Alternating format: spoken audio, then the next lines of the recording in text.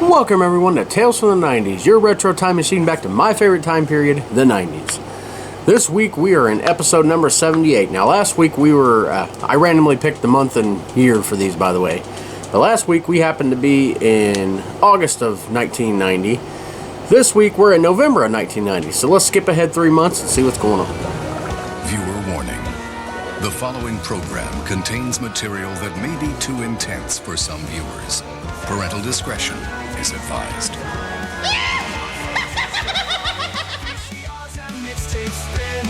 Where every tale begins. Tales from the crypt, marathons, wrestling wars and more yawns. Play kickball in the street, man, those days can't be beat. Tales from the 90s never die.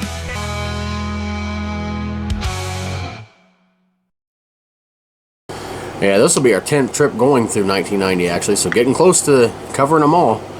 At this time I was 6 years old and in first grade, living with my granny, my mom, and my brother Josh, and my Papaw Jesse.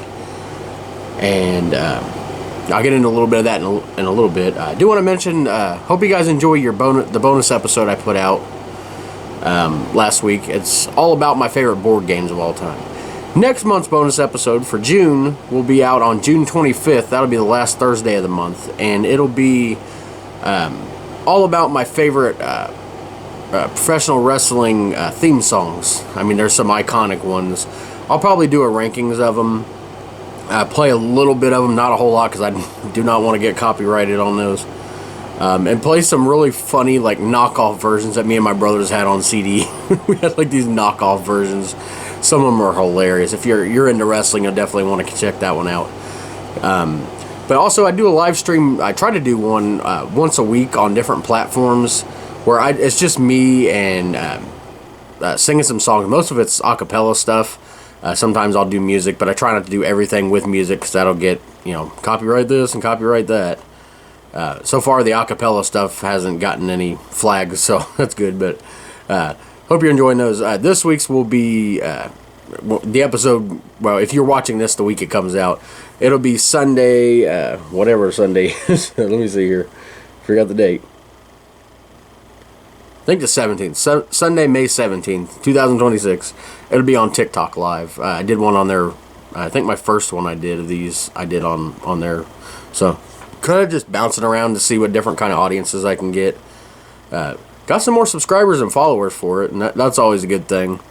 Of course, my, music is my favorite thing, and later on I'll include, when I talk about some music of the past from this time period in November 1990, I'll include just a little snippet of a song that I've recorded but I haven't actually released yet. So sorry you have to deal with about a minute of that. You can skip over it if you don't want to hear it. But anyway, I mostly on this try to keep of the time period I'm talking about. And if you've never seen this before, I pick a random month and year of the 90s and go back and talk at length, looking through the lens of pop culture, sports, TV, video games, and my own personal memories. I do research for this, but not like super in-depth where I go in-depth on a certain topic, because, I'll save that type of stuff for bonus episodes or for other people that are more qualified. There's a lot of good channels on YouTube that have like the histories of certain things. In fact, I was watching one. I can't remember who it was by, or I'd put them in the description. But it was about an hour-long episode I watched on the history of TGIF, which is really enlightening me since I talk about TGIF on here almost every week. Well, if TGIF is in, because TV season runs from May to September, so I only talk about the current season. Reruns are in from the end of May until, like I said, beginning of September. So I normally don't talk about the reruns, but I do talk about TGIF quite frequently on here. But anyway, let's get started. We're going to talk about some sports. Being November, of course, baseball season's over. This was 1990 was the year the Reds won, so our city. If you don't know me, I'm from Cincinnati originally.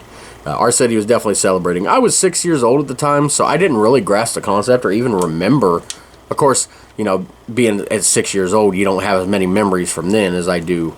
As you've seen some of these, the early 90s episodes are probably shorter than the mid 90s episodes, or even later 90s, because, as you get older, you retain more of your memories. But, like I said, I wasn't, really, I don't really have memories of any kind of celebration of the Reds World Series outside of maybe remembering, like, that they were talking about it in school. But, like I said, very brief memories of, being in first grade. Sorry about the frog in the throat. It's always there. But anyway, like I said, the football season was underway. They had just finished week 12, which is about the 3-month period. The leaders for the AFC were, believe it or not, it's the 90s, but the Bengals were actually one of the leaders. The Bills and the Raiders and the Chiefs. And for the NFC, it was the Giants, Bears, and 49ers. The Bengals would make the playoffs. We won in the wild card round. We demolished the Oilers, if you remember them, the Houston Oilers. Now the Tennessee Titans. But then we lost to the Raiders in the division round. And that would actually mark the very last time the Bengals would make the playoffs until 2005 in the wild card round. I remember that game well. But yeah, the 90s were notoriously horrible for the Bengals. They were very much better for the Reds, other than, like I said, 1990. But, the Bengals 2 years ago had just been to the Super Bowl. And, we're in the playoffs this year, but that would be our last good year until... man, I can't explain to you. I'm sure some people have, out there watching this, have their own sports teams that they've had, horrible years, even decades. So you probably understand the the frustration I have, because I'm not one of those fair weather people that, because, in football, what was it, the last few years has been the Chiefs, but before that was the Patriots. I wasn't one of those ones that jump on the bandwagon of, oh, this team's good, so they're my favorite now. A lot of people will abandon their team, and it's funny how teams are picked. A lot of time, of course, is from where you're born. I have no doubt that's why I became a Bengals and Reds fan. But once I became a fan, I'm a fan. There's some people that don't pick the team from their hometown. But it was always ingrained in me from way back to when I can remember. It's Reds and Bengals, so I've stuck with them, and through the very horrible times, which, trust me, Cincinnati has had some horrible times. The last championship of a professional team we've had was, I said 1990, I think. Yeah, the World Series. The Bengals have never won the Super Bowl. We went 5 years ago, 2021, I think. Yeah. Man, that was hopefully that wasn't our last shot for a long time. But anyway, like I said, back to this time period, the Bengals were... getting ready for a horrible, horrible decade. And it's really where they got the nickname the Bungles, and just the reputation of being a horrible team is that 90s. While you had teams like the Bills and the Giants, as they were in the Super Bowl this year, the Giants beat the Bills. Even though the Bills literally lost 4 years in a row at the Super Bowl, it's still, at least they made the Super Bowl 4 years in a row.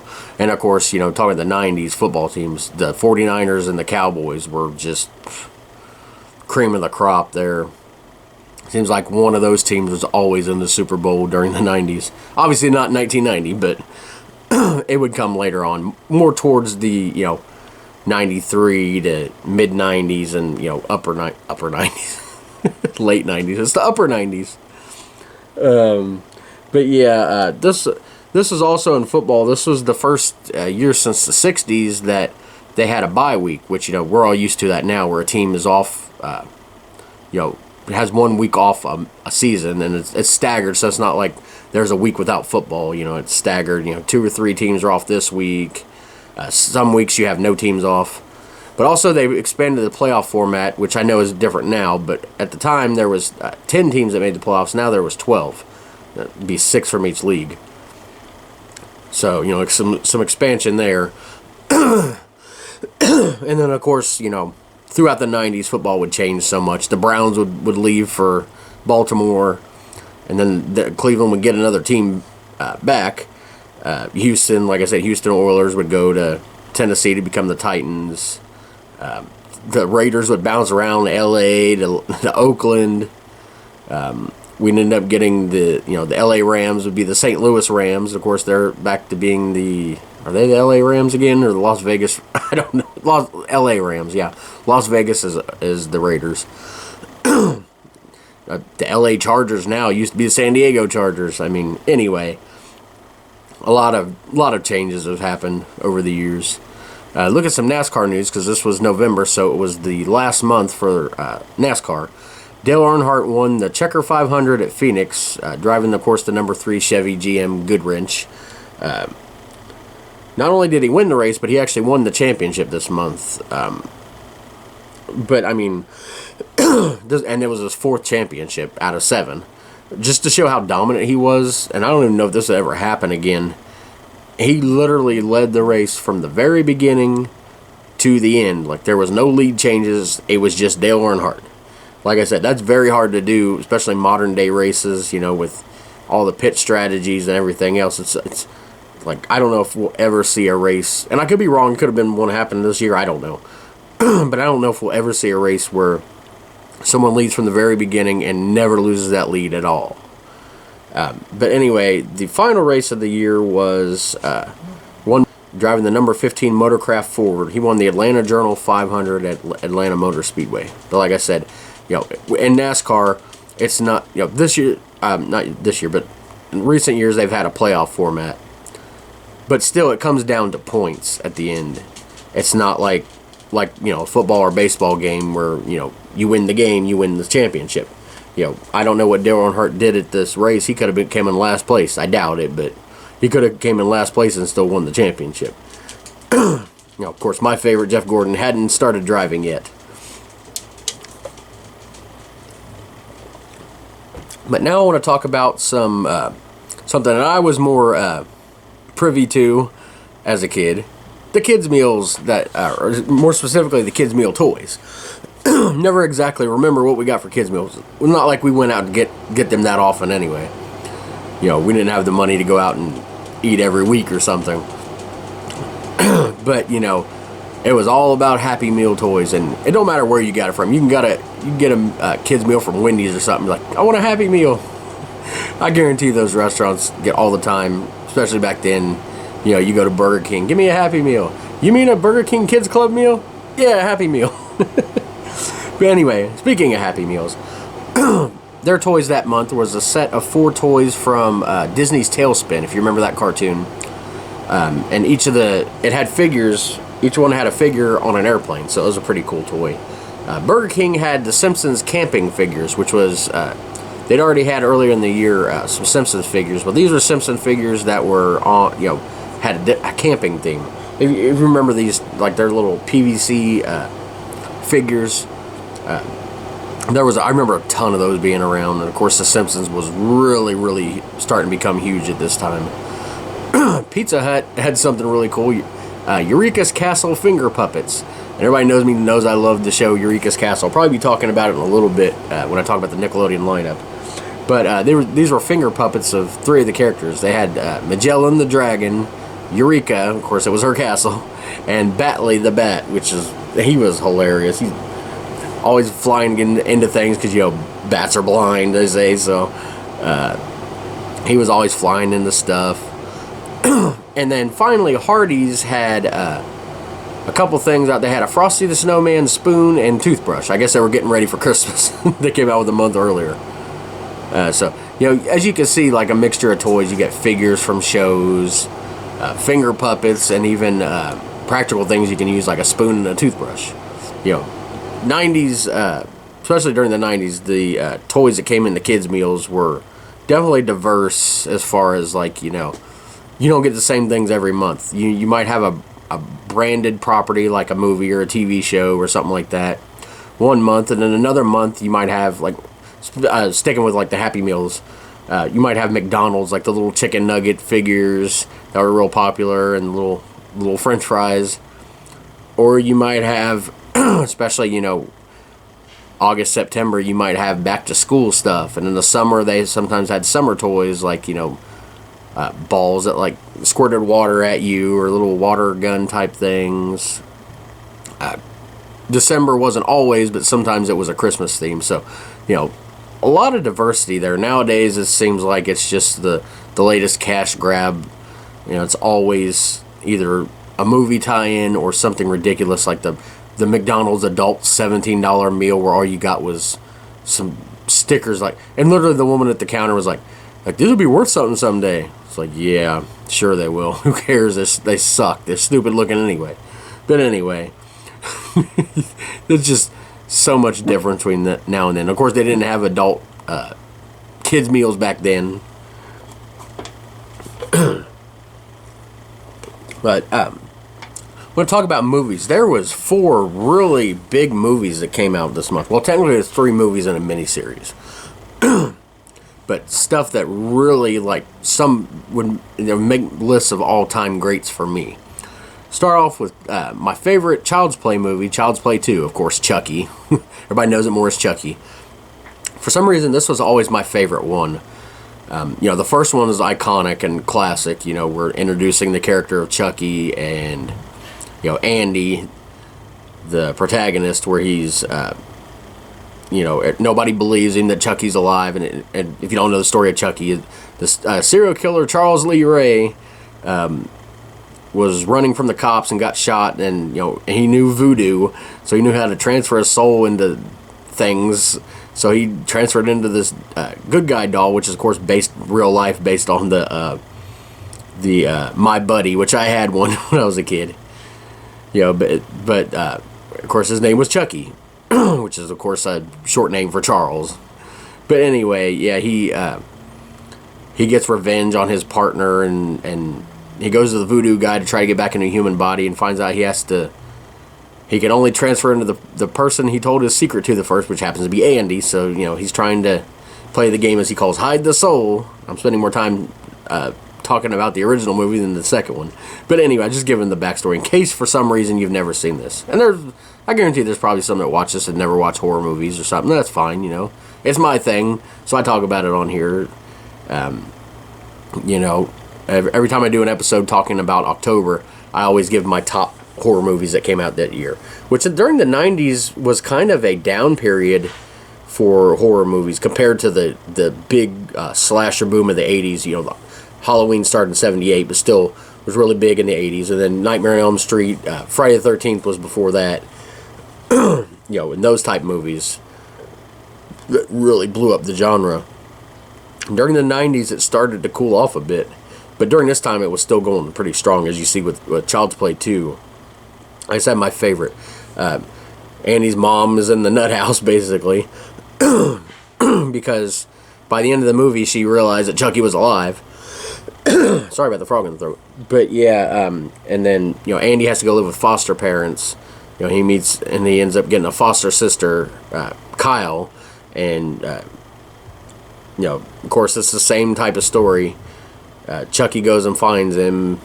He's able to be brought back, and the very end of it is like they're in a good guy doll factory, and it's my favorite Chucky. It's when Chucky was starting to become more funnier, but not like I don't want to say joke, but you know how Freddy during the Nightmare on Elm Street series went from the more serious Freddy to just always making a joke type thing? And there was a point in the middle where it was kind of in the middle. I think that was for Nightmare on Elm Street. I think that was the third one, the Dream Warriors, which is a lot of people's favorites. My favorite's still the original. By the way, in October, another cheap plug, my bonus episode, actually started my bonus episodes in October 2 years ago. But this year it's going to be, I think it's episode number 25. It'll be talking about my favorite horror franchises. I'll rank the franchises. And, I don't know what criteria or, how in-depth I'm going, but just, my favorite horror franchises. But anyway, this is definitely on the list. Like I said, my favorite Child's Play movie. The next movie has nothing to do with horror, but is iconic in a lot of people's minds as, could be top, whatever movie. And definitely when it comes to Christmas, it's definitely in their top 10, almost guarantee you, people that enjoy this movie. And that's Home Alone. The iconic, very first Home Alone. I only like the first two. The other ones are just money grabs that have nothing to do with the original series. The last one they did, they had like Buzz as a cop, be the only tie-in, but it still wasn't Home Alone. Anyway, yeah, the classic Macaulay Culkin, Joe Pesci, Catherine O'Hara, who recently passed away, was played Kevin's, Macaulay Culkin's character, Kevin's mom. And I'm sure everybody knows the story. The kid that he gets mad at his parents, like, I wish you'd go away, and then wakes up, because the next day they're going on a trip over to Paris, and some little brat from next door was like wandering around, like, what's going on with the vans? Some annoying nosy kid. So when they were counting, they accidentally counted him instead of Kevin, and because they had all gotten up in a frenzy because the alarms had went off. So anyway, they all leave. They're on the plane before they realize that Kevin's not there.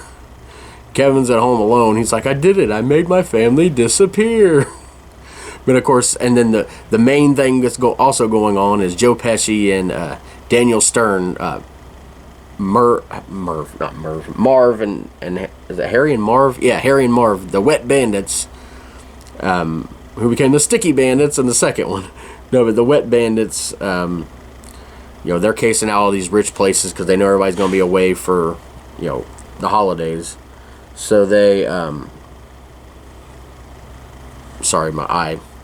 Everybody knows me. I got like an eye problem. I got blocked tear duct, and it's been bothering me the last few days, but not like it hasn't gotten the infection where my eye swells up and I have to go to the hospital. But anyway, back to this.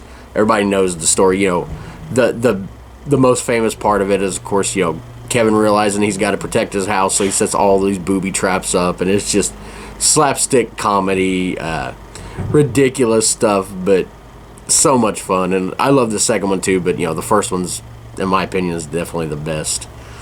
And then next is what I was talking about, the miniseries, is Stephen King's It. The original It was on ABC on 2 nights, not 2 nights back to back. It was a night and in between, and then another night. I do love the movies, and the series they just came out with, Welcome to Derry, was amazing. Can't wait for the second season of that. But in my mind, this is the original It. And I like the Pennywise, the modern day Pennywise. He's great, but still in my mind, the original one, played by Tim Curry, is just amazing. Of course, based on Stephen King's massive book It, which I've never read fully. I'd always started as a kid. As a kid, you shouldn't have been reading this. Luckily, I didn't. Still haven't gotten to the scene, the one everybody talks about. They don't even put in the movies, which I won't mention on here because it involves some things I can't talk about on YouTube or Facebook or anywhere. But anyway, like I said, I'm listening to the book now. I barely have time to read these days, so audiobooks exist. I'm glad. I get the audiobooks from the library, like of every Stephen King. Like, I'm not doing all at once, because it takes time to transfer. But the books on. There's a siren. I'll be back in a minute. Record before noon. Anyway, like I said, I'm getting all the books from all the Stephen King books on CD and transferring my computer. So it's a really cool thing. But I've got It, and of course it's a massive book. But the basic story is, everybody know, like, I guess the best way to explain it is the killer clown, but it's not really about a killer clown. He's a shapeshifter, a different like, you'd have to read the book to fully understand this and everything. But talking about the miniseries specifically, it was like Tim Curry's portrayal of Pennywise the Clown was so amazing. And of course, the first part of it is all these adults get a call about coming back to Derry, and then you see the flashbacks of what happened as a kid, and then it ends with the character Stan, I guess I got to say, unaliving himself in the bathroom, and then on the tub is written It in blood. And the second part is all about the adults coming back. And it's such an iconic miniseries. I can't say enough good things about it. Like, to me, and it's made for TV, so you're not getting all the gore and everything that you get of the movies that they did the remakes of. But still, for its time, it was, without all the blood, there's some really super scary moments in that miniseries. And then the final one to come out this month is another Stephen King property. It's Misery. One of the greatest movies of all time, in my opinion. And even being a Stephen King movie, it has nothing like, I mean, I can't say it has nothing to do with horror because the whole situation is horror, but I mean like not the typical monsters coming out of the grave type things, ghosts and stuff. It's about a writer that's writing a book, and then he gets I think he wrecks in the snow or something because of a snowstorm, and just happens to get picked up by this crazy woman named Annie who used to be a nurse, and takes him to her house, and she's saying, "Oh, we can't go anywhere because of the roads." And then once the road's clear, he's like, "Can I go to the hospital?" "No," and quickly realizes she's nuts. And anyway, come to find out that she's his biggest fan, as she likes to say. But she loves the series. It's called Misery because obviously he's in misery, but because that's the character that he created that she loved. Well, she reads the latest book and finds out he killed off Misery, and she goes ballistic. Makes him write a story where she comes back and everything, and of course the famous scene where she hobbles him with the sledgehammer to the ankles. A lot of people can't watch that. It's actually different in the book. If you read the book, he does something completely different. I won't spoil it if nobody's ever read it, but still, the scene for this was amazing. I think Kathy Bates played James Caan played the writer, but Kathy Bates played Annie Wilkes, and just I think she won an Oscar for that. I'm pretty sure. But it was a crazy thing. If you want like if you love that movie and you want a backstory, it's not. I don't think it was written specifically by Stephen King. He probably had input in it. But watch Castle Rock season 2, because it's all about the backstory of her. You find out, her beginnings, and then when she started to go nuts and all the stuff that she did. Castle Rock's one of those shows you don't exactly have to watch the first season because it's a completely different story arc. In fact, when I watched it, I found it was, for a lot of people to find out, it was hard to understand what was going on in it, in the first season of Castle Rock. But the second one, and it does have some elements from the first, but like I said, you don't necessarily have even had to have known about even the first, let alone watched it. But like I said, the second season of that is basically, like 10 episodes of a backstory of Annie, and you get to see, at the very end, like she ends up in the town where she's at, waiting for the author pretty much, but, you get to see all that. I'd like to go back and rewatch that actually, and then watch Misery after. But this time we're going to look at some Saturday morning cartoon lineups and our Nickelodeon lineup for the very first day of the month, which is of course a Saturday, because obviously a Saturday morning lineup. But December 1st of 1990. And we will look at the Saturday morning cartoons first. And I believe this was the first year of Fox Kids, yeah, because it started in the 1990 TV season, which, always goes, 90 to 91. As soon as my slow computer will pull it up here. Yeah, so this is the first year of Fox Kids. Previously it had just been NBC, CBS, and ABC. Of course, eventually you would get Kids WB would be added later in the 90s. But start off with ABC. We got The New Adventures of Winnie the Pooh. I was never a big Winnie the Pooh fan. My wife is. Then we got The Wizard of Oz. I don't remember. I know that was a cartoon, but I don't remember watching it that much. Slimer and the Real Ghostbusters. I've seen a little bit. I know you figure, I was born in the 80s, and a kid of the 80s and 90s, I would have been like, that would have been one of my favorites. But for some reason, Ghostbusters never really, I've watched, I think I've seen all the movies. Well, not the recent ones, the ones back in the 80s and 90s. I think I've seen all those, but I was never the biggest fan of it for some reason. I don't know. Just like the next thing, Beetlejuice, the cartoon series. I love that, but I was never a big fan of the movie, and I've never even seen the second one. But I love the cartoon.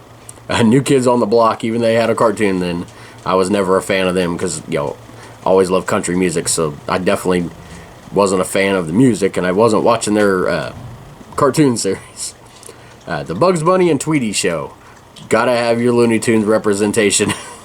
As you've seen when I've done this segment on the podcast before, can't go a lineup without seeing at least one instance of Looney Tune characters, if not multiple ones. But that's our first one we've seen today, Bugs Bunny and Tweety Show.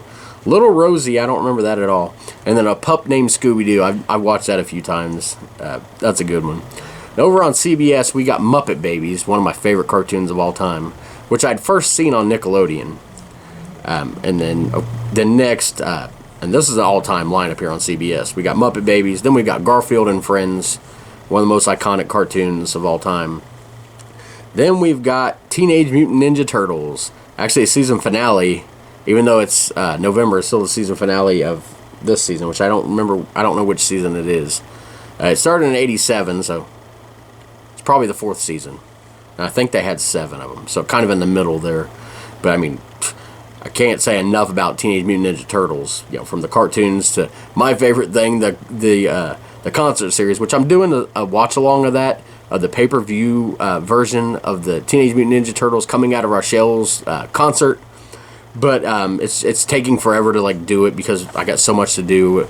You know, I've got to sit down and react to this and edit it all together. So it's a slow process. I think I came out with 1 so far, and I've actually watched another one. Still waiting to upload that, and I got to watch more. I don't mean that like, oh, I got to do it. Just finding the time to do it and everything. You know, I get all these ideas for stuff, and then start these series, and it's like, well, you know, I got this and this, and you know, my podcast is my main focus as far as like videos, but then you know my other main focus of content and stuff is doing music, because I absolutely love writing and recording my own music and doing covers and all that stuff. So some of this stuff kind of gets pushed to the side, and I don't mean to make it sound less important. It's just, you know, that's coming back soon, the watch along of the Turtles. Then we got Bill and Ted's Excellent Adventures cartoon. Never was a fan of the movie or that. And then Pee-wee's Playhouse is another one where I watched a little bit as a kid, but wasn't like, you know, one of those super Pee-wee Herman, like super fans. But I mean, that's an all-time CBS lineup there. Then we got Fox Kids' very first lineup, of course. Zazu U, don't remember that at all. But the one I do remember the most from Fox Kids, well, maybe not. I think Life with Louie is one I remember the most, but it wasn't out at this time. But Bobby's World was one of, I think, the very first cartoon they had on there. Of course, Howie Mandel, you know, Bobby was supposed to be like basically like him as a kid, and his crazy family. It was a great cartoon. Then we got Tom and Jerry Kids, of course, you know, bringing in the Looney Tunes again. Attack of the Killer Tomatoes. I've seen a couple episodes of this. This is hilarious. I remember the song more than even the cartoon. I think it was based on a movie, I believe. Pigsburg Pigs. Never heard of that. And Fox's Funhouse. I don't remember that either. Then we move over to NBC, and believe it or not, this was still during a time NBC actually cared about the kids before they switched over to that annoying teen stuff. That's been a theme on here where I complain about the NBC lineup, because they became all about the teens and like the Saved by the Bell, but you know, the new class and that stuff. And Saved by the Bell is fine. It's even on this lineup here. But it's just, they cared more about that and the basketball stuff, like NBA Inside stuff and shows based around basketball. You know, they were marketing more toward teens, trying to get that demographic. But teens really weren't watching Saturday morning stuff. If they were still watching the Saturday morning cartoons. They didn't want to see that crap anyway. This time, we still had cartoons. We had Camp Candy, of course, the John Candy cartoon. That was a fun one. Rick Moranis and Gravedale High. I don't remember that at all. Captain N, The Adventures of Super Mario Brothers 3. I definitely remember that one. Super Mario Brothers 3 was huge at this time. They even had their own cartoon. And it wasn't even the first Mario cartoon. But so much with that. And then Kid and Play, I don't remember that. Chipmunks Go to the Movies, which was Alvin and the Chipmunks, but during their last season they did like a Chipmunks Go to the Movies, where it'd be like a movie theme for the episode. Definitely love Alvin and the Chipmunks. Then we've got the before mentioned Saved by the Bell, which I actually love that series. Just didn't care about the new class or any of that stupid crap. And then we got a teen show that I never really watched, Guys Next Door, and then NBA Inside stuff. You know, if they would have just kept it like that, you know, put the teen stuff towards the end of it, but still kept the kids stuff. But no, NBC had to abandon the kids. Anyway. More often than not, especially since I was living with Granny, and I know we had cable over there, I was watching Nickelodeon a lot. Probably more so than the Saturday morning cartoons at times. Now my computer wants to be dumb and slow, but we're getting ready to load up the Nickelodeon lineup here. And of course, you know, when we do these lineups, I always start at midnight, so we start with Nick at Night, because that's always at midnight. We got My Three Sons, The Many Loves of Dobie Gillis, Make Room for Daddy. These are some old classic shows that I honestly have never seen. Mr. Ed, though, I love that. The Talking Horse. That show was so hilarious. Then we got Bewitched, my wife's favorite show. I don't know if it was her favorite show, but one of her favorites. The Donna Reed Show, Fernwood Tonight, and then Alfred Hitchcock Presents, which is a great horror anthology type show in the vein of like Twilight Zone. I love that show. The Patty Duke Show, My Three Sons, Many Loves of Dobie Gillis, Make Room for Daddy. Then at 6 we start to do the bridge between Nick at Night and Nickelodeon with Lassie. It's either always Lassie or Flipper they do that with, because that's a show that the people that like Nick at Night, you know, the adults and old, you know, adults and grandparents and stuff love. But also kids love Lassie as well. Then we got Spartacus and the Sun Beneath the Sea, which I never really watched. Eureka's Castle, just talked about them before. Just a hilarious show. Then we got Kids Court, which is like the People's Court, but for kids. I never really watched that. Then we got my favorite orange cat of all time, and that's not Garfield, it's Heathcliff. Yeah, I always liked Heathcliff more for some reason, although I do love Garfield and Friends. I'm not saying I don't like that at all. It's just I always liked Heathcliff more, and like I said, I think this has more to do with I watch Nickelodeon more than I watch Saturday morning cartoons, so that's why I have more of a fondness for Heathcliff. And of course, it's on right before Garfield, so if you wanted to switch over to Garfield at 9 on CBS, you could. I'm surprised they didn't put it opposite and make them compete.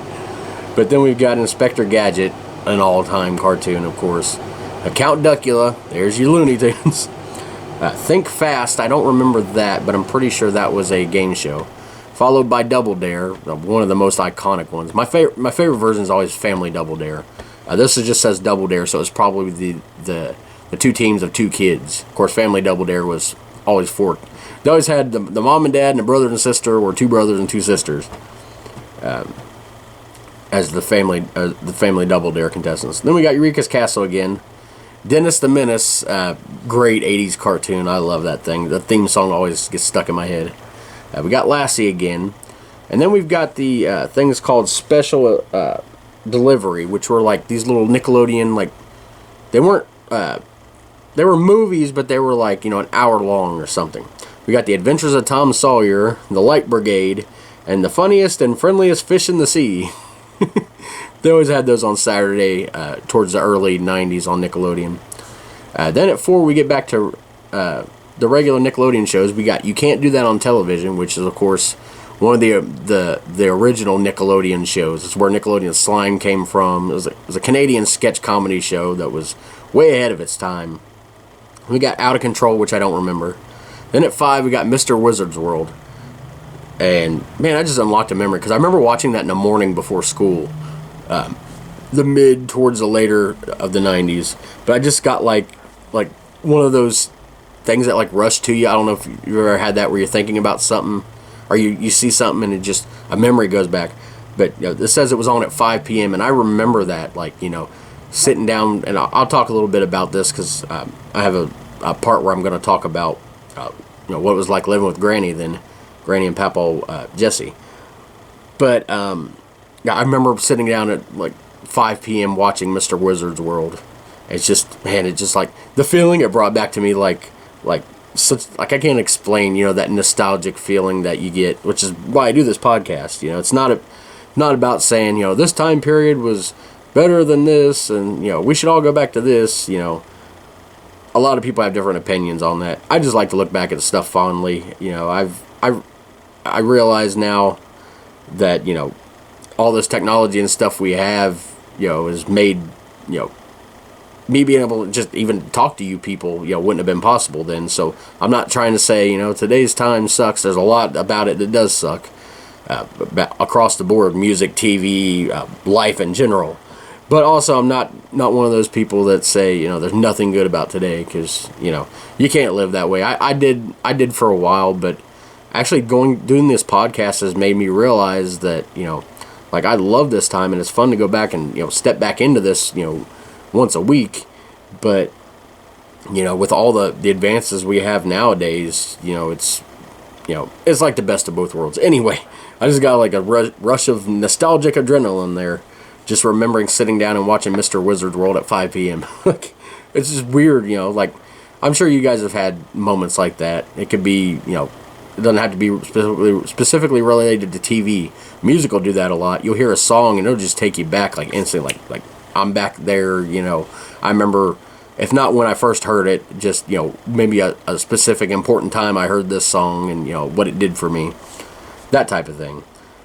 Sorry, back to the regularly scheduled programming here.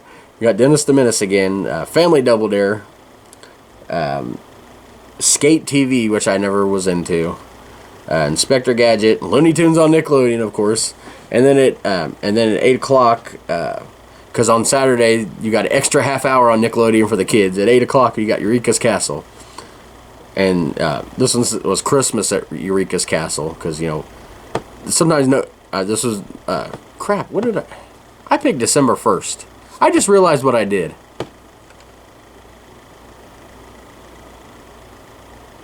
I am an idiot. It's supposed to be November 1st. Boy, I am a genius. Anyway, I realized I did that for the Saturday morning cartoon lineup too. Sorry.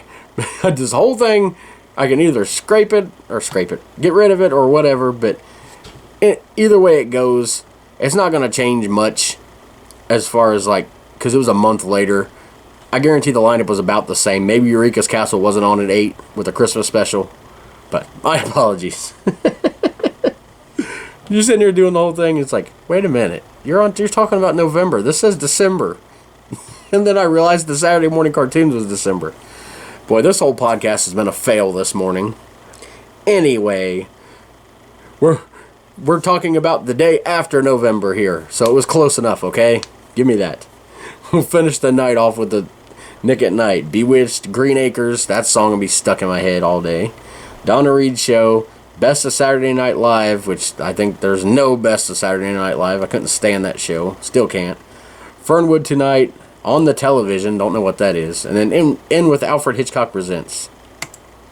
Boy, that was like 15 or whatever minutes of talking about that, and then you're not even on the right month. Sorry. I will do better next time to make sure I got the right day on there. Hey, I think that's the first time it's happened in 78 episodes. So, the TGIF lineup is the same because it was the same every week, so I didn't mess that up. But on TGIF, the main show on there was Full House. They were in their 4th season. Next season, they actually wouldn't be on TGIF because they became so popular, they put them on Tuesday nights, in one of their prime spots. So, this is the last season of Full House on TGIF. Like I said, not that they were, losing popularity. In fact, it was the opposite. They were too popular for the Friday nights. They wanted to put them on another night where they get more ratings, and it worked. I mean, Full House became iconic outside of TGIF. A lot of people don't even remember it was part of TGIF when they think of it. They just think it's like one of the biggest shows on ABC. The second show was Family Matters, which of course next season would start as the lead show. They were in season 2, and this actually this month featured an episode, and I made sure it was November this month. I didn't mess up on that one, but there was an episode where you meet Myrtle Urkel the first time, which was Jaleel White playing a dual role, his cousin Urkel and his cousin Myrtle, and I think this is the first time he had done that.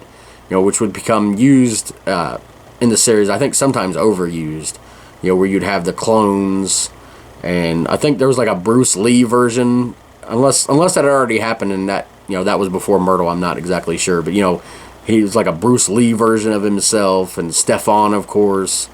I think, it was funny, but I think it started to kind of get old towards the end, the same thing where it just became too... There was parts of it became too, like, out of this world. Like, you had to, like, not, fully, you'd have to, what am I trying to say? You have to, like, look at it as not, like, a serious thing, like, more of a fantasy thing when you're watching it. Otherwise, because he gets in this transformation thing later on and clones himself and all this stuff. So it got to be a little bit too much for me, I think. But I think for littler kids, they still liked it. And it's not like where it made it to where, I can't go back and watch it. I just think some of the best episodes were just regular ones where they're dealing with family issues, I think. I think I remember those more than I do the wacky stuff. And then the third show was Perfect Strangers. They were on season 6. And, of course, Family Matters spun off of that. And then the final one was called Going Places. They had only one season. And it was a show about 4 Hollywood writers living together. Like, because TGIF is made mostly for kids. And this was put on at 9:30, so maybe they were thinking kids were in bed by then. But, it's no wonder that show only lasted one season. But, like I said, I was living with my granny and Papaw Jesse at this time. We lived in Newtown, which is in Claremont County in Ohio, which is the next county over from Hamilton, which is where Cincinnati's at. But, they lived in a pretty good part of town because, Papaw Jesse, I don't know how much, money he had and everything like that. You're not aware of those things as kids, especially your grandparents. But I know that, they weren't rich, but they lived in a good neighborhood. They lived in an old house, though. And this house is just, man, it's sad to think about it now because, after Papaw Jesse died and Granny started getting sick and needed help taking care of it, of course, we'd find out that she had Alzheimer's disease. But she'd sold the house and moved out, which is, sad to all of us because we always thought that house would always be there for us. But, that it is what it is on that one. But, the people that bought it completely tore the house down and like restructured the whole land and built a house, kind of where Papaw had his garden and we used to play as kids. Like, it's sad to think about. But, going back to this time, like I said, I was watching Nickelodeon more than I was Saturday morning cartoons. Sometimes watch it all day, just sit there in the living room. Mom would probably be at work. I imagine, I don't have memories, but I'm pretty sure she was at work during the day. It was, we'd go to school on the bus. This is the same place I lived when I skipped school later on. I've told that story many times. We would end up moving back there toward the end of the 90s when I'd be in middle school, the 8th grade, I think, and skipping school in the woods. But this time I was in 1st grade and I wasn't skipping school. I would go to school. Josh would, my brother Josh was 2 years old at this time. So he was, obviously not going to school. But it was just, man, it was such great times. Granny would make us these, little frozen pizzas. I don't know if they had those everywhere, but they, sold them at the store, in a pack of, there was, 4 of them, wrapped together. And, just little basic either cheese or pepperoni pizzas. And we would just love these things. They're the most basic, bland things, probably. But as kids, it's pizza. We get pizza all the time. And or Granny would make us her homemade French fries, where she would, cut the potatoes and fry them up, and just those things, those and ketchup. And she'd put pepper on them and salt, and just some of the stuff I can almost taste it thinking about it. But and Granny, I don't remember what she did. It always seems like she was in the kitchen cooking or something. She may have been up in her room watching her shows. She always liked to watch Matlock and of course the daytime stuff Price is Right and that type of stuff. But I remember Papaw Jesse always in the kitchen. From the time he got up, he would be in the kitchen. He had this radio that was actually a black and white TV and a radio. He'd sometimes watch the news or something on it, but mostly he was listening to bluegrass music. And at the time I couldn't appreciate it. It was always just I like country music, but bluegrass seemed too far to me. I don't know. It's just I didn't enjoy it at the time the way I do now. Like I'm still like the hugest bluegrass fan, but I don't like bluegrass. There's a lot of good songs that I'll listen to, but it's, like I said, it's not one that I like specifically seek out. But I definitely appreciate it a lot more now. But I mean, he was always listening to this bluegrass and sitting in the kitchen drinking his beer. Like I said, he worked he built car parts for the GM plant that was in Norwood, which is I've talked about Norwood on here before. It's a suburb in Cincinnati that we lived in various times. Most of my childhood was actually spent, like, most of my memories spent there. Talk about my stepdad from hell, Marky Foe, which is not a part of this episode. That's the only mention he's going to get on here. But, when we lived there in Norwood, like I said, the GM plant was there, and then it shut down. I think they moved all the jobs to Mexico, of course. But, and I think he retired early from that. But I remember him getting a new car all the time, or it seemed like he did. But like I said, he was listening to that. But then when he wasn't listening to that and he wasn't sleeping, or out, I shouldn't say, that's all he did, but stuff inside the house that he did. When he wasn't listening to music or sleeping, he was watching the Braves games on TV. When he watched them, we weren't allowed. Normally it was the games were on during nighttime, but on the weekends sometimes, when he wanted to watch a Braves game, he would watch it, and because it was on TBS, and that was his team. And I think just a couple days ago, probably their biggest manager of all time, Bobby Cox, that was the manager of those Braves teams of the 90s are iconic. But their manager, Bobby Cox, recently passed away, and I know Papaw Jesse loved watching the Braves so much. I said when he wasn't inside, he was outside tending to his garden up on the hill, or taking the tractor and cutting the grass, and he would take us for rides on the tractors too. Sometimes we would get to ride in the back in this like rusty old trailer that we probably would have got tetanus on if we would have cut ourselves on this thing. But he would take us for rides in it, and sometimes even get to ride on it. Like one time he let me sit on the tractor and steer it for him, which is like the biggest deal in the world for me. And just something I remember always, like it was this I think Stihl was or Steel, that's how you pronounce it, the Stihl I think, but I think it's pronounced Steel. But that was the tractor that he had, and it was pretty new at the time. And because I remember him saying teaching me how to do it, is like, because I think he let me drive it myself once, while he was standing there. But he was like trying to teach me. One thing I always remember is like, if you get in any trouble or it won't stop, just stand up on it, because when you stand up, the seat realizes that there's not somebody sitting on it, and the engine shuts off. Just for some reason that always sticks into my head. But that was so much fun.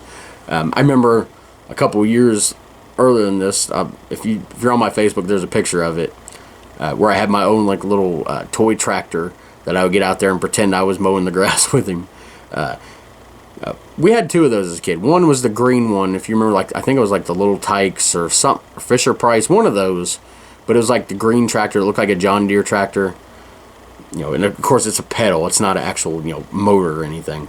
But I had this little red one with these pedals, and I also had a go-kart too. I remember this small little go-kart that would go down the hill, and this thing would fly. It had it was just pedals, just like a bike, but it was like this little go-kart looking thing. Like I said, it wasn't motorized or anything, but I mean, we had so much fun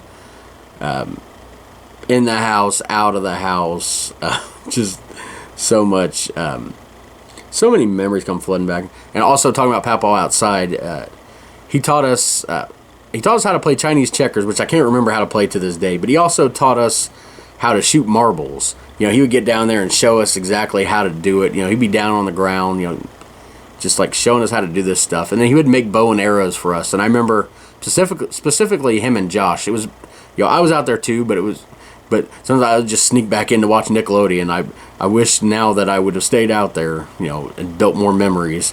But I know he had more memories out there with Josh, teaching him bow and arrow. He'd build us these, he had a big, he didn't have the Archer type, you get at the sports store with, all this fancy stuff. It was it was a regular bow and arrow, but back then, you know, they were different than they are now. Now they're like these sport, like Olympic type things. But anyway, he made us these like little kid versions, and of course we weren't. I don't know remember if we were shooting arrows or if it was just like this stick with like an end on it. It wasn't like anything dangerous, but you know, just taking the time to do that stuff with us. And, you know, Granny would take the time and read us books. Remember all those little golden books, like the Pokey Little Puppy and all those. And she would read us those over and over again. Just so many great memories. There was one time we found an abandoned like tree house across the road. Like, we probably weren't supposed to be over there, but like in this like creek area across the road, it was like a platform like around the tree. Like, I don't know how long ago the tree house had been there or been torn down, but there was like a platform, and it was our clubhouse. But also just random memories popping in my head. Like, we had this weird shelf in the kitchen that like I don't know exactly, it probably has a name, but it has a handle on it, and when you open it, it like literally it will spin 360 within, and it's, you know, you can put all your food and stuff on it, which is a really cool concept because, you know, you can put it all in there, you know, and then close it, and it, you know, it closes up, but then it spins around, and you can, you know, find where, you know, whatever you want in there. You know, you don't have to move stuff around, you just spin it to where it's at. But I would get to playing with this thing and spinning it like it was the freaking wheel on The Price is Right, and inevitably, every time I did it, I should have known better, but I would always get my finger in this thing, and this thing, like, if I don't know how I didn't lose a finger to this thing, but just sorry for all the different random memories. It's just the stuff that comes flooding in my head when I start thinking back. I'm sure you guys have memories of that, like that, when you were kids. Let me know in the comments if you do. Just, you know, whether it's a grandparent's house, a friend's house, your own house, don't even have to house, just outside, anything, you know, just nostalgic memories. And, you know, just take, even if you don't put it in the comments, just take like 5 minutes to just think about some of that stuff, and I guarantee you your mind will go to 20 other things. You might even unlock a memory you hadn't even thought of in 30 years or something if you're old like me. But a couple things to talk about in TV wise.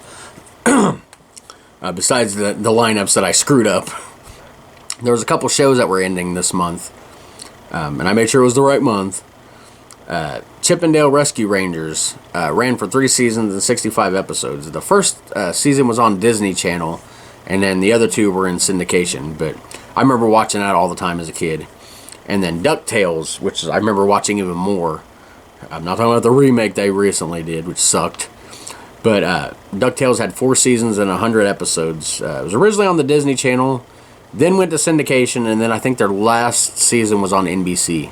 But yeah, they ended this month too. So a couple Disney all-timers there ended in the month of November. Alright, switching gears from TV, I want to talk about food. Big surprise there. But I was thinking about some of the forgotten fast food chains of the 90s. If you guys got any in your area that were specific to your area, because some of these were national ones, some of them were specific to the area, just let me know in the comments. But Kenny Rogers Roasters, and a lot of these I never ate at, but Kenny Rogers Roasters was one of those. Obviously, being a country fan, knew who Kenny Rogers was, and if you've seen Seinfeld, there's an episode about Kenny Rogers Roasters where the sign's like keeping Kramer up at night. But anyway, that's one of the ones that's not around anymore. It really brought like rotisserie chicken to like the forefront of like, you know, stuff that people would like to buy outside of just something that was made in somebody's house. And of course they started, you know, doing that at grocery stores, and really kind of put them out of business because they would sell them for like really cheap at the stores, and you could pretty much get the same thing as you get there, you know. And of course, you know, most of the people were going to KFC anyway. They didn't want rotisserie chicken. You know, it lasted a little while, and it was a good concept, you know, definitely healthier than fried chicken. But as you see in this country, you know, the more unhealthy it is, the more it'll sell. Boston Market was another one that I remember. I never got to go there, but I remember so many commercials, you know, that they would, you know, like I said, I'd never eaten there, but they kind of, okay, I'm getting 60,000, oh, stupid Walmart stuff. But anyway, they would, you know, I'd seen commercials forever for them, and it like had You know, basically rotisserie chicken as well. So it seems like if you make a rotisserie chicken restaurant, you're not gonna last. But I know they went out of business. And then Chi-Chi's was one that I never got to go to, but they were like all over the place. It was they really introduced like the way modern like if you go to like a Chili's or even Applebee's, TGIF Fridays, do they still exist? That restaurant still exists. But modern places like that, or even like El Nepal and stuff like that, it was the first place that really had like fajitas and stuff like that. To introduce other Mexican dishes that were mostly just like a thing that only Spanish people were privy to.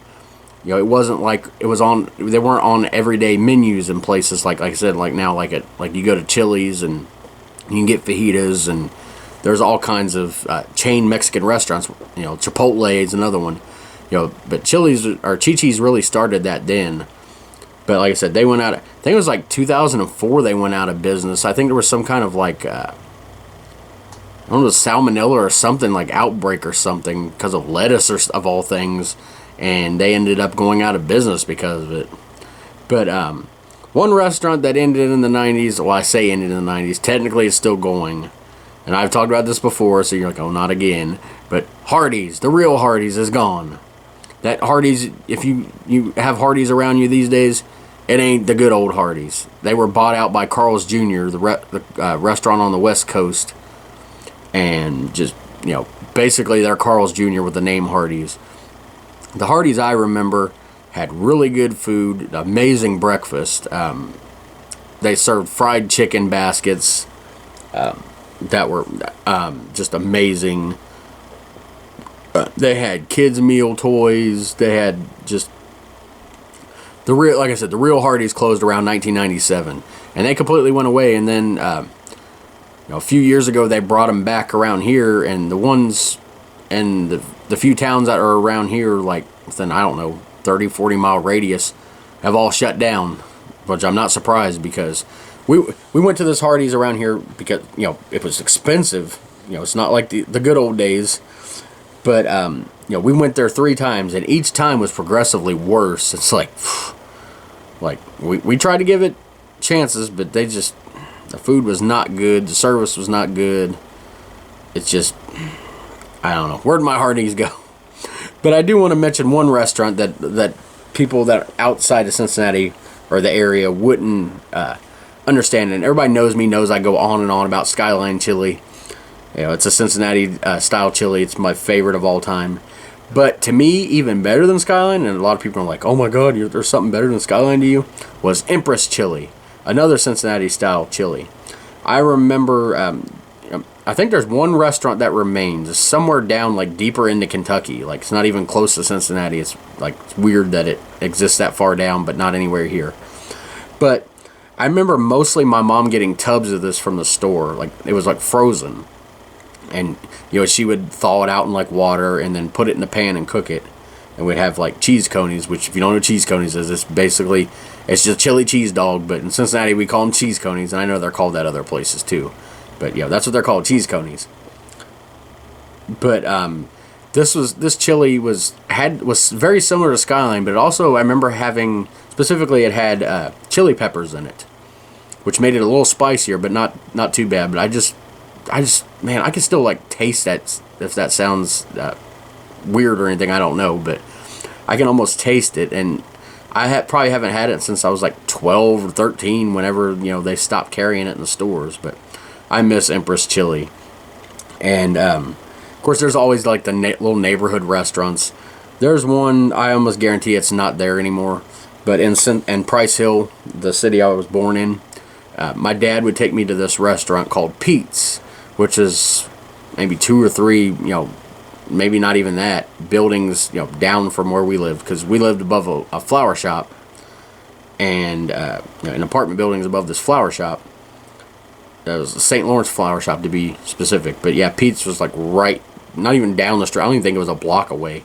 But my dad would take me there, and he'd always go into those quarter machines with the NFL plastic helmets in it. I had so many of those. I probably didn't have the whole set, but I had tons of them. And I would order this, he would get me the same thing. It'd be grilled cheese with pickles with Rhodes on it. Because I made everybody laugh at the place at Pete's. I was looking at the pickles and like, why do these pickles have Rhodes on them? Crinkle cut pickles. To me, it was pickles with Rhodes, so it was always pickles with the Rhodes. And I would get pickles on my grilled cheese and I could go with this all day. Sorry if I'm boring anybody that don't know anything about this place. But I'll talk about some music now. We always look through the charts, and of course, like I said, especially in 1990, I was not listening to pop music at all. The number one song for the first week of November was the all-time classic. This song brings a tear to my eye because of the message it brings. It's just so powerful. Ice Ice Baby by Vanilla Ice. I could almost say that with a straight face. I can't believe that song actually made it to number one, but at the same time, I can believe it. It was only number one for 1 week. It's like, okay, this song's popular. It sucks, but we're just gonna, everybody's listening to it, so we'll give it a number one for 1 week and then move on. But number one for the other weeks in November was a song called Love Takes Time, which I've never heard of, by Mariah Carey. It was number one for 3 weeks. It's funny, I've never heard of that song. It was number one for 3 weeks, but Ice Ice Baby, I can hear it right in my head right now, and I hope it don't get stuck there. But American Country Countdown is what I was listening to. The first number one of the month was a song called You Lie by Reba McEntire. Really powerful song. I'm not joking on that one. And speaking of that, the next song was, I remember one of my dad's favorites. It was Home by Joe Diffie. Just a beautiful song there. And then the last two songs of the month, I'm not really too big fans of. I'm too big of a fan of, I should say. But those are You Really Had Me Going by Holly Dunn, which of course she's more well known for her song Daddy's Hands. And then Come Next Monday by KT Oslin was number one for 2 weeks. Not a big fan of KT Oslin at all. It just wasn't country to me. But anyway, there was a new release that was out this month, an album. It was Clint Black's second album, Put Yourself in My Shoes. Of course, his first album, Killin' Time, was massive. 4 number ones, right off the gate. I think it broke all kinds of records. This album's triple platinum. It was number one on the country album charts and number 3 on the year-end charts. It was the third best album in country music that year. And it produced 4 singles. The title track, Put Yourself in My Shoes, was a really good bluesy type song. It went to number 4. Loving Blind, a great song, went to number 1. One More Payment, wasn't too big of a fan of. That went to number 7. And then my favorite song on the album is probably Where Are You Now, the last single from the album, and it went to number 1. Favorite track on the album that wasn't a single is probably a song called A Heart Like Mine. It's a really good song. But some other music news that happened around this time, November 15th to be specific, a producer admits that Milli Vanilli didn't really sing on their record. And of course, the Grammys take their Grammy for Best New Artist away from them, and started a whole controversy of, they were like this fake, it wasn't even them singing on it. I remember that specifically, not too much, because I don't think I've even heard even a part of a Milli Vanilli song unless it was, playing somewhere and I didn't even recognize what the song was. But that was such a big controversy. It's they're not really singing. It made people look at other groups. I remember some people saying that about the Backstreet Boys and NSYNC, oh, it's not really them, they can't sing, which is obviously not true. But all thanks to Milli Vanilli. Well, I shaved in a shower, put my good boots on, told you I was working late, then I stayed out till dawn. Thought I was so clever, thought you'd never see.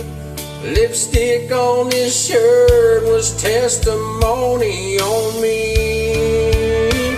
I'm a fool at the scene of the crime, caught red-handed by my own lies. You walked out slow, didn't even slam the door this time. You just said, baby, that's fine. Now I drink to the sound of my pride flatlining. Stone cold guilty, fool at the scene of the crime. There's a couple big events that happened. Well, one big event and then a sad event.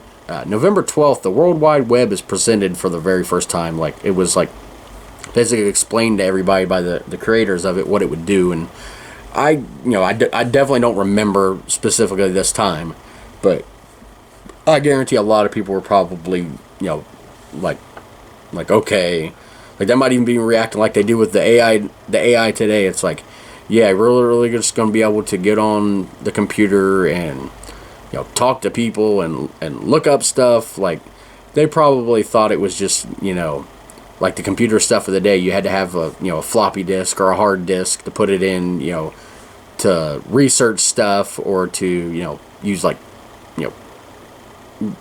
different types of programs, like, keeping track of money or stuff like that. I bet they had no idea, like, what the internet would turn into. Like, just look at what I'm doing now. I don't even know if the creators of it had envisioned everything that it could do. And I know there's a lot of bad things that happen because of the internet, and a lot of more people staying in and playing on their phones than getting outside, like we did when we were kids. And that's definitely missing from today. But I think overall the internet does more good than bad. Because it's like with anything you have in life is going to cause good and bad. Like, no matter what it is. Whether it's the internet, whether it's music, whether it's different electrical products. With all these smart products now. I've got 3 of them myself. Smart light bulbs that I can turn off and on with my phone, or I can change colors on them, or have a timer to have them come on at a certain time. Back in the old days, you just flip a switch. Some things are complicated, some things are not, but it's all relative to how, like I said, some things can be good, some things can be bad. Like, the bad part, like these smart light bulbs, is my wife had one that she controlled on her phone. It was actually our bedroom light, but she controls it on her phone, but it stopped working, so we had to go back to a regular light. It's like I said, that's not important. I'm just saying, there's always positives and negatives to all things, and all things are going to continue to evolve. I guarantee you, someone watch this podcast 50 years from now is like, smart light bulbs. Oh, I remember back in those old days. With like you controlled it with the phone? How old? We just like think, and now things happen. I think that may happen someday. That could actually be really dangerous if you think about it. If people are able to control things with their mind, like, not like levitating type stuff. I just mean like devices, like, because who knows if somebody had like a seizure or something, or if they implant these things in your head causes medical problems. Anyway, I am way off the rails here. I'm sorry, guys. Back to the news. Like I said, a sad event, November 23rd. I always say this name wrong. Roald Dahl, the guy that wrote Charlie and the Chocolate Factory and James and the Giant Peach. Roald Dahl, I think is how you say it. But he passed away. Like I said, Charlie and the Chocolate Factory is probably my favorite.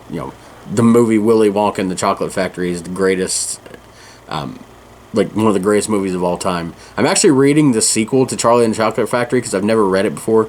It's Charlie and the glass elevator, and it's like crazy. Like, I'm not even like 10 pages in, and they're already in space in this thing. and these astronauts that are going up are like worried that this is like the elevator, the glass elevator with all the old people on it, because they're in there. They wheeled all the old people in the bed. The people that are in bed for 20 years, and old Grandpa Joe just jumping up like nothing's wrong. It's like, it's my candy factory now. Anyway, I hate Grandpa Joe. But they literally wheel the old people on in the bed. And, of course, they're out of the bed now because they're up in space floating around. This book is insane, 10 pages in. But anyway, move on to talk about... we're almost done here. Sorry, this has been a long one. Been got off on certain rants and different things. But talk a little bit about video games. The top grossing arcade game, because arcade games were still, the arcades were still like where people mostly got their video games. You know, I know the Nintendo had come out and was really popular, and people were definitely heading towards doing more console stuff. You know, Sega Genesis was out, Super Nintendo was getting ready to come out, I believe. But, you know, the arcades were still a pretty big deal. And the biggest grossing game at the time was the original Teenage Mutant Ninja Turtles. I mean, that game was classic. I believe that was the second Turtles game on Nintendo, because they came out with one for the Nintendo, but then they put out the arcade version, and it became like the second game. But the biggest selling NES game at the time was, I briefly touched about it earlier, was Super Mario Bros. 3. That game was so much fun. It introduced like the raccoon tail Mario, and, you know, it was like a bridge right between that, and then of course Super Nintendo would come out with Super Mario World, which would, you know, pretty much expand on Super Mario Bros. 3, what they were doing, you know, with the map and stuff.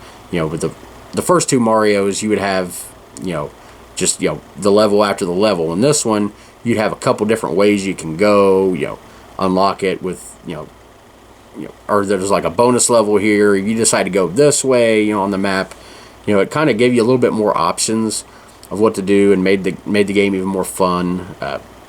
You know, Super Mario Bros. 3 was, you know, great. Mario 2 was always my favorite, just because it was the weird one out of the bunch, and I know the whole story behind it with, you know, the original Mario that they came out with for Mario Bros. 2 was too hard. You know, in Japan was too hard for Americans, so they took the game called Doki Doki Panic and scanned the Mario characters into it. You know, I know all about that, but still, it's my favorite Mario game. But we're going to end up talking about wrestling here this week. We're going to end the podcast on this. A couple big shows this month. November 20th, NWA/WCW held their Clash of the Champions, number 13, called Thanksgiving Thunder, from Jacksonville, Florida. And the main event featuring a match between Ric Flair and Butch Reed to determine stipulations and different things that would happen the following month at their pay-per-view Starrcade, which is their biggest show of the year. And Ric Flair won the match against Butch Reed, and due to that win, him and Arn Anderson would get a NWA World Tag Team title shot against Doom, which was, you know, Butch Reed and Ron Simmons. But they also got Ric Flair got Teddy Long as his personal chauffeur for one day, which is kind of funny to think about. If Flair had lost the match, Doom wouldn't have had to defend their titles. Plus, Teddy Long would have gotten Ric Flair's yacht and limousine, so kind of a funny thing there.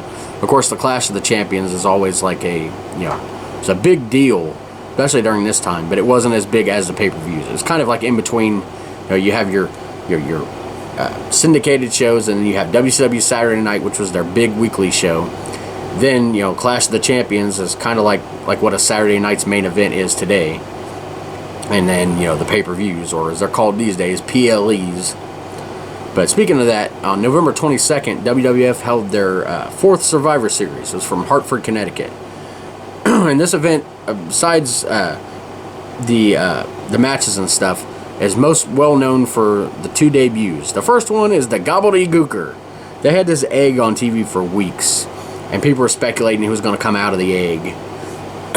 And there was always rumors, and I don't think it was ever found to be true, but there was always rumors that the Undertaker was supposed to debut out of the egg, which he debuted at the event, but not in the egg.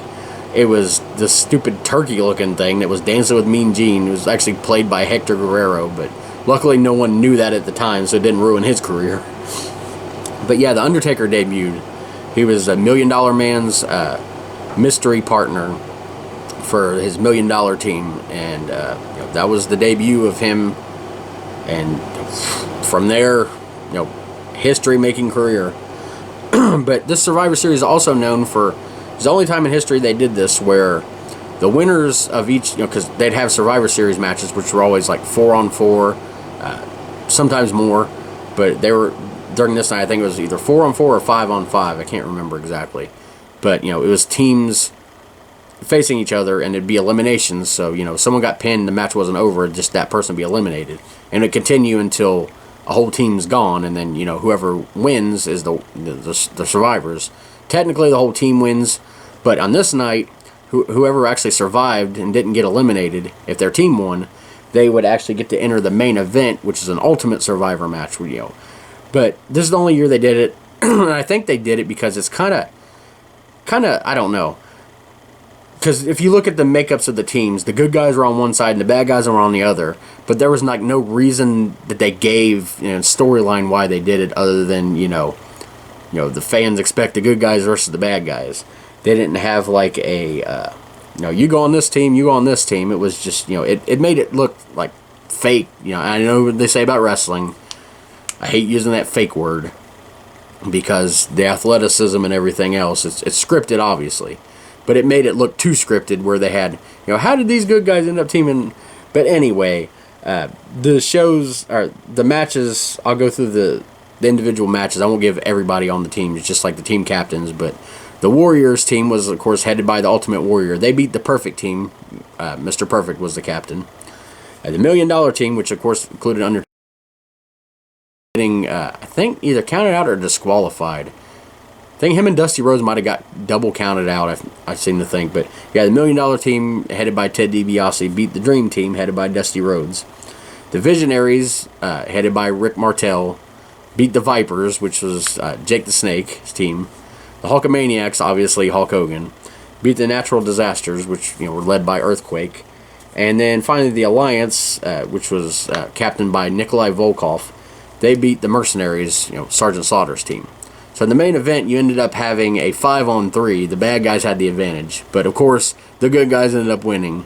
The team of Hulk Hogan, Ultimate Warrior, and Tito Santana defeated the team of Ted DiBiase, Rick Martel, the Warlord, Paul Roma, and Hercules.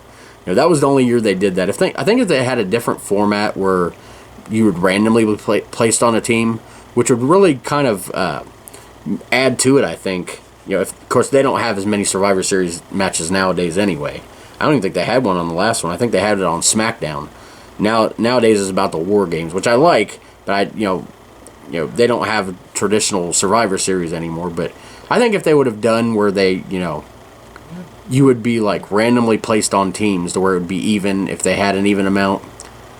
So that, because I think that would add to the drama, like, these guys, and have some prize, be for the winners.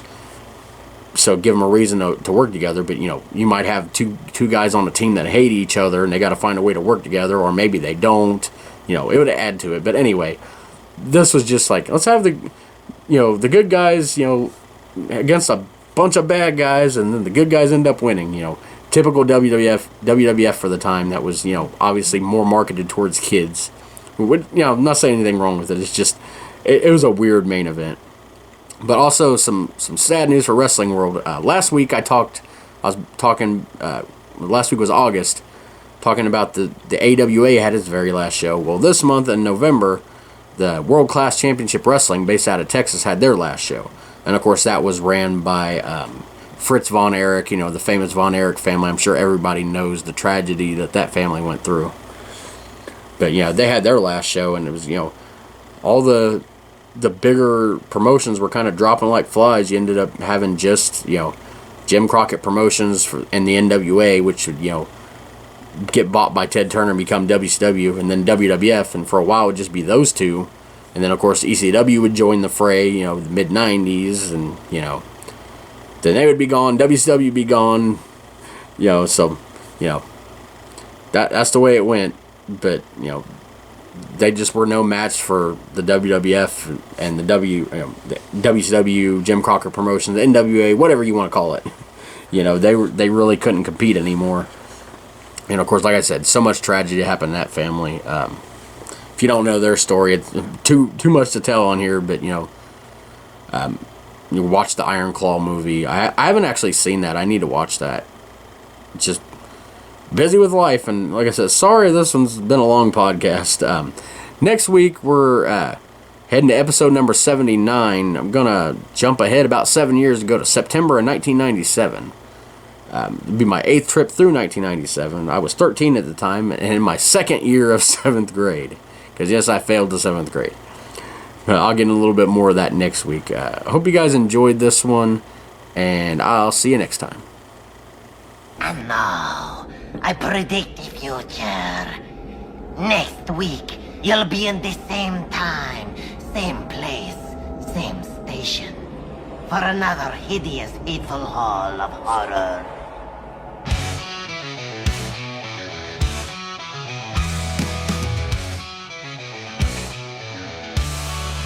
Tales from the 90's never die.